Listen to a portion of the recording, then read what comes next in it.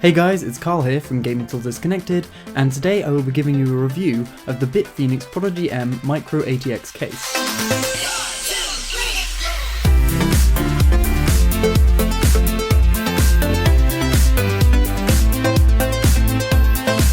The BitFenix Prodigy M is BitFenix's popular Prodigy case, reimagined and resized for Micro ATX motherboards. The Prodigy M comes in multiple colours. We received a fire red sample, the closest match to our GTD colours. It's almost identical in design as the original BitFenix Prodigy, and as such has the same dimensions. The front of the case features a removable cover, made of a soft touch plastic that matches the primary colour of the case. If you look a little closer at the trim, you'll notice air holes spanning all four sides. The front cover is held in place by 4 clips, so if you want to remove it, you have to release the clips from the inside beforehand. You'll also notice a black BitFenix logo towards the bottom, and a blanking plate with a thin black bezel that covers the 5.25-inch bay towards the top. This blanking plate is held down by 2 small screws on the reverse side of the front cover, so you can remove and reattach it easily. Removing the front panel cover reveals the 5.25-inch drive bay that is stamped into the chassis. Like the BitFenix Neos we reviewed a few weeks ago, after the blanking plate has been removed, it can be reattached with ease. Below the 5.25-inch bay is a large vented area, able to accommodate a variety of fan sizes, but you'll soon realise this vent is almost, if not entirely, taken up by the power supply unit, which sits behind the vent. At the top and bottom of the case, you'll find handles made out of what BitFenix calls fibre flex, a strong and flexible material that serves several purposes on the Prodigy M. The handles that act as the feet give the Prodigy M a lot of clearance, allowing for the intake fans to draw enough air without being restricted. There is a slight wobble due to the flexible nature of the case, but this is a deliberate design feature to act as a shock absorber when the case is in transport. On the subject of transport, the FiberFlex handles on the Prodigy M make it extremely easy to carry. This may seem pretty obvious, but if you're the sort to frequent LAN events or just find yourself constantly having to move your system for whatever reason, you'll be grateful. My only gripe is that I wish the bottom of each handle was a bit more refined, as the edge is a little sharp. Not sharp enough to cut your hand, but you can definitely feel the plastic edges dig into your skin as soon as you pick the case up. At the top of the Prodigy M, you'll find a dust filter which spans almost the entire length of the case. This dust filter is held in place by a clip and is pretty easy to remove and reattach, although you'll have to be mindful of the top handles as they can get in the way when you lift the filter up. Moving to the back, there is room for 5 PCI slots, next to an exhaust vent, and above the I/O cutout. Next to this, there is room for either a 120mm fan, which is included with the case, or a 140mm fan. The blanking plates for the PCIe slots are held in place by a cover which doubles as a way to also mount expansion cards and graphics cards without using screws. Also on the back, tucked away behind the I/O cutout, is the power connector, which connects to an extension cable leading to the underside of the case, where the power supply cutout is found. Next to this is a large vented area for either fans or hard drives. If you opt to install the latter, BitFenix provide a magnetic heat shield which can also be screwed down to further secure it. The side panels of the Prodigy M are made out of metal and feel extremely strong and well built. They are kept in place with thumb screws, but as there is no handle on the panel, removing them can be a little troublesome. I found myself having to use my nails to wedge the panel apart from the chassis. I would have definitely appreciated something here to aid in removing the panels. The clear plastic window of the windowed panel is almost as large as the main panel itself, displaying everything inside, although I would have personally liked the window's length to be slightly shorter, to hide the power supply and bird's nest of cables around it.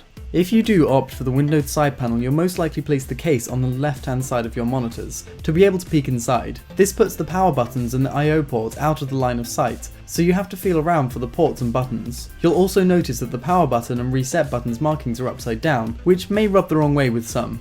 Once you take the side panels off and look inside, this is where the similarities stop between the BitFenix Prodigy M and the original. It's incredibly easy for everything to be taken apart. All of the internals are attached by screws, with the exception of the motherboard tray, which is riveted into the base of the frame. When you have taken the case apart, it makes it far easier to access other sections. While planning should be a key part of any build, I can't stress the importance of it enough for a build including the BitFenix Prodigy M. It's an accommodating case, but it does have its limitations. It will take a bit of forethought to get the best out of this case. The interior colour of black complements the red exterior very well, and was easy to colour match with the MSI Z97M gaming motherboard. As well as accepting Micro ATX motherboards, the BitFenix Prodigy M can accommodate Micro ITX motherboards. The motherboard tray comes installed with 4 standoffs which can be removed, or you can add more in the designated spots with the included standoff grip tool. There is also a large cutout on the motherboard tray that helps when you are installing a heatsink that needs a backplate. You actually have quite a few options when it comes to mounting fans, but there are a few things to keep in mind depending on where you want to mount them. If you want to use the top spot for a radiator, you have space for two 120mm fans, but you'll have to be mindful if you intend to use a 5.25 inch bay. Below the rear exhaust vents, there is space for either a 120mm or 140mm fan. Just below this spot, there is room for either two 120mm fans, one 200mm fan, or one 230mm fan. However, this space can also be used for two 3.5 inch drives, along with the side panel with the I/O ports, which can house two 2.5 inch drives. The final spot for drives is a removable drive tray that sits at the edge of the chassis, towards the back. This drive tray can hold two 3.5 inch drives or three 2.5 inch drives. Something to note when using 2.5 inch drives is that they're recessed a little, so you'll need to use a straight SATA power connector, as using a right angle connector will cause you some problems. There is plenty of room too for larger power supplies in this case, and due to the power supply bracket being attached by thumb screws, mounting a power supply is incredibly easy. Cable management is not the simplest of tasks. I'm not saying it can't be done, but I would definitely reiterate my advice that planning everything out beforehand would be a huge advantage to both the appearance and airflow within your case. I ended up with a kind of bird's nest of cables around the power supply because I was trying to hide them.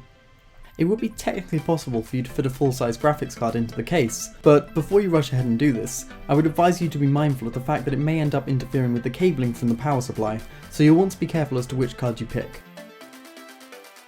This is a pretty great case, both in terms of aesthetic and customizability. Installing and removing components, despite its size, is normally a simple task. There is a wide variety of configurations you can have with the placement of the fans and hard drives, though you have to be mindful that this case is designed to take micro-ATX motherboards, which may not be able to accommodate as many fans as this case can take. I feel that BitFenix made a conscious effort to help people make the absolute most of the case by allowing you to remove just about every section. One gripe which I can't help but keep bringing up is the length of the windowed side panel. I wish BitFenix had made it shorter. This would have made it possible to move the I/O ports and power and reset buttons to the same panel, so they wouldn't be out of sight. It would also have had the added bonus of hiding the mess of cables that accumulates around the power supply. The BitFenix Prodigy M is unlikely to disappoint those looking for a good-looking, flexible micro-ATX case. For those of you who really liked the original Prodigy but wanted to install a micro-ATX motherboard without modding it, this is most likely perfect for you. Provided you plan how you're going to lay out everything in the case, I can't see anyone having any major issues with it.